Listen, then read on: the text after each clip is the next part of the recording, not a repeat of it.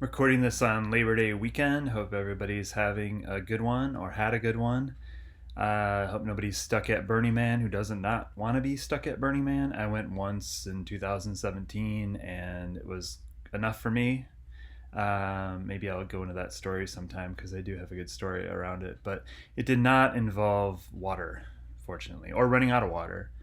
But it was a good story, and someday maybe I'll tie some music around it and share it on here. But yeah, so this is my desert island inductees. So I'm doing something a little bit different. Now I had planned on maybe shooting this outside and wearing some sunglasses, drinking like some kind of rum drink, and really carrying the theme forward. But it's just kind of a little chilly and gray out today. It was really nice earlier in the weekend, and yesterday was pretty nice too. But today's kind of a rainy, gray day that reminds me of what life in Seattle is going to be like in about 2 months.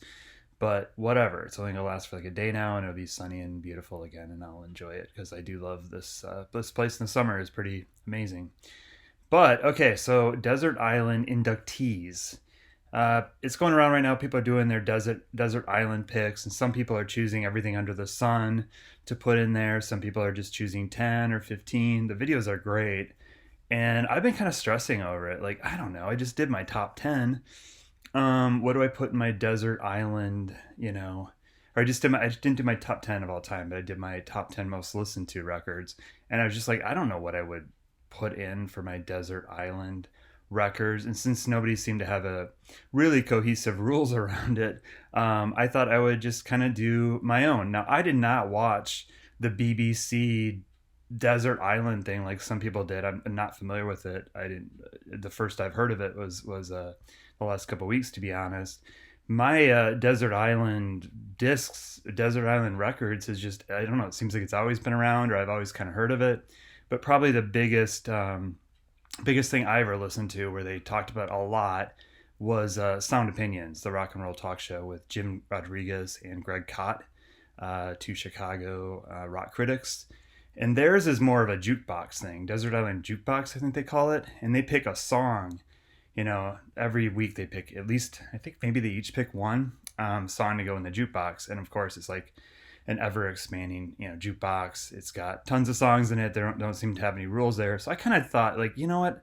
I'm just gonna pick five that I would albums. I'm not a singles guy. I don't listen. I mean, I like songs, of course, but I tend to listen to albums all the way through, start to finish. I can't really remember the last time I just dropped the needle on a single song and then removed it when the song was over.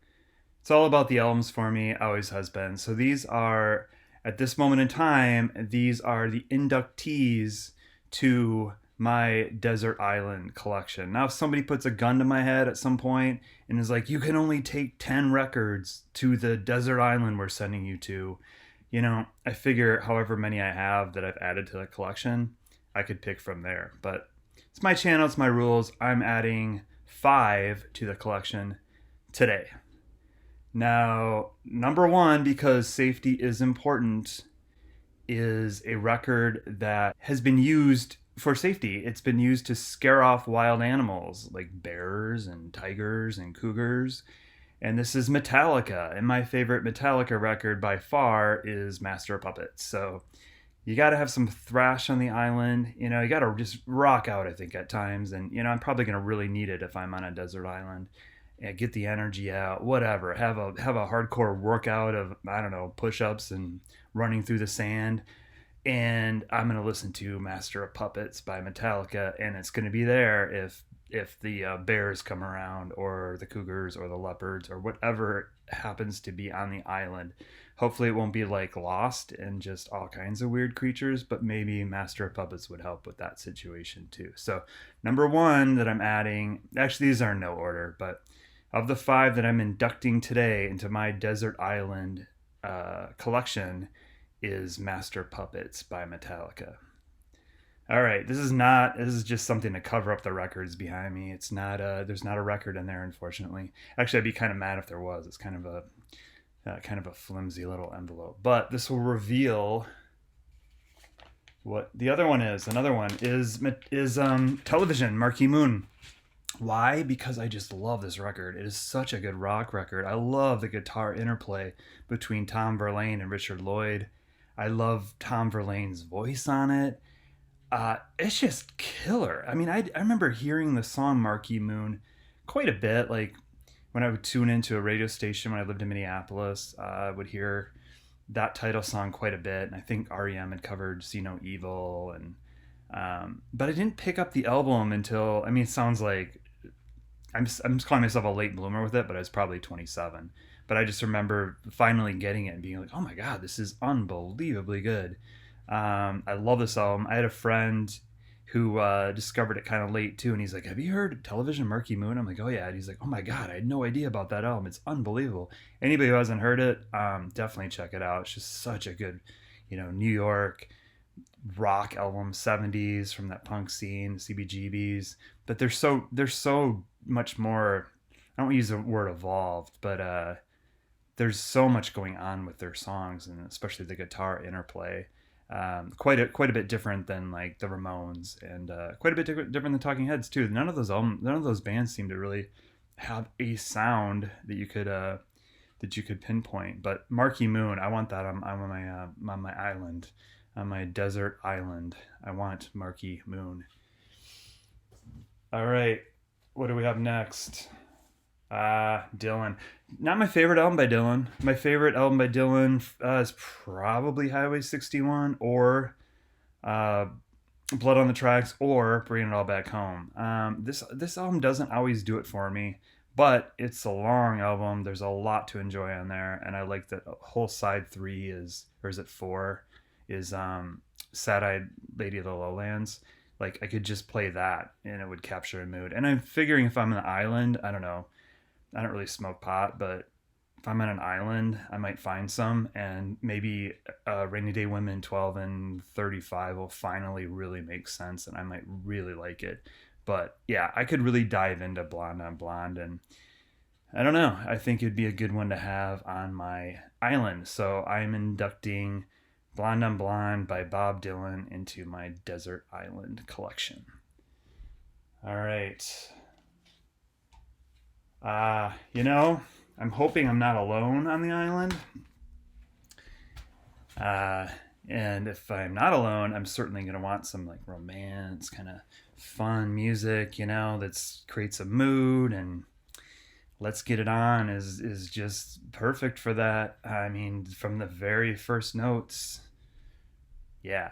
No need to probably say too much more about it other than Let's Get It On definitely belongs in my Desert Island collection. Now, this last one might surprise some people. It's the Anthology of American Folk Music. I remember this came out, God, when was it? Like 2000, 2001. And I picked it up, and to be honest, I don't know this well. It's just such a thorough collection. There's so much on there. But so many of the songs that are on this collection were the basis of folk music, rock music. I mean, people borrowing the songs, interpreting the songs, relearning the songs, writing songs to the tune of those songs. And I figure if I'm going to be on an island, I'm going to have a lot of free time on my hand. Hopefully, my acoustic guitar is with me. I can learn some of these songs, and maybe learn them as well as maybe writing my own to the tunes or whatever. I feel like there's a lot you could do with the Anthology of American Folk Music on a desert island. So that's coming with me. So that's my five: Marvin Gaye, Metallica, Blonde on Blonde, Television, and American folk music. So I'll do these once in a while, I guess, when I decide something's got to go in my desert island collection. But these are the nominees for today, Labor Day weekend 2023. So I'm starting something new called Unknown Pleasures, and it's almost like Unknown Pleasures question mark, because it's me picking an album that I have not heard before and then listening to it over the course of a week or two, and then coming back and talking about it, and then picking another one. And I might be loosely familiar with the record. I might know of the record. I might know a song, maybe two, but it's definitely not one that I've ever played all the way through and listened to. So this first selection is MC5, Back in the USA. Now I'm familiar with MC5. I know of MC5, of course. I know kind of the legend of MC5. I know they're from Detroit. I know they're kind of very, very political and kind of dangerous almost. Like I think riots broke out some of their shows. I could be wrong about some of this, but I know that they had a huge reputation. I know that Fred Sonic Smith was in the band, super influential. But when I think of the MC5, what I think of is Kick Out the Jams, a song, and then the album too. And but this album I've known of. I've seen the cover. I've always been kind of curious about it. I think the cover's kind of cool. It's just very, I like that black and white and just super kind of straightforward. And I don't know, there's something about it really captivating, that I find kind of captivating. But first of all, when I listen to Kick Out the Jams, the record all the way through, it has a certain energy. It's loud. It's rock. It's live. Although that first song, oh my god, that Ramblin' Rose song, I don't think I'd ever heard it, and I almost started laughing. I think I did laugh because his voice is so high and so weird. And you're like, what is this?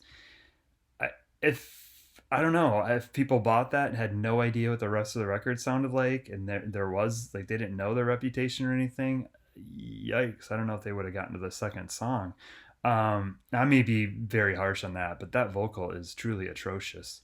Don't kill me. But the album is great though. The album is what you think it was. It's like a live show. It's got a lot of energy behind it, and I definitely want to listen to it more. It's still somewhat new to me, not as new as this one. But when I put on this one, I'm thinking still the legendary MC5, and I drop the needle on it, and first of all, they kick off the record with Tutti Frutti, or the Little Richard song, which I just watched the documentary on Little Richard, by the way. It's great. CNN did it. It's also on Prime. But and I found out a little trivia that Tutti Frutti was Tutti Frutti Good Booty, but they made him change the lyrics. So that made me kind of like the song a little bit more. I don't know. It's kind of interesting trivia.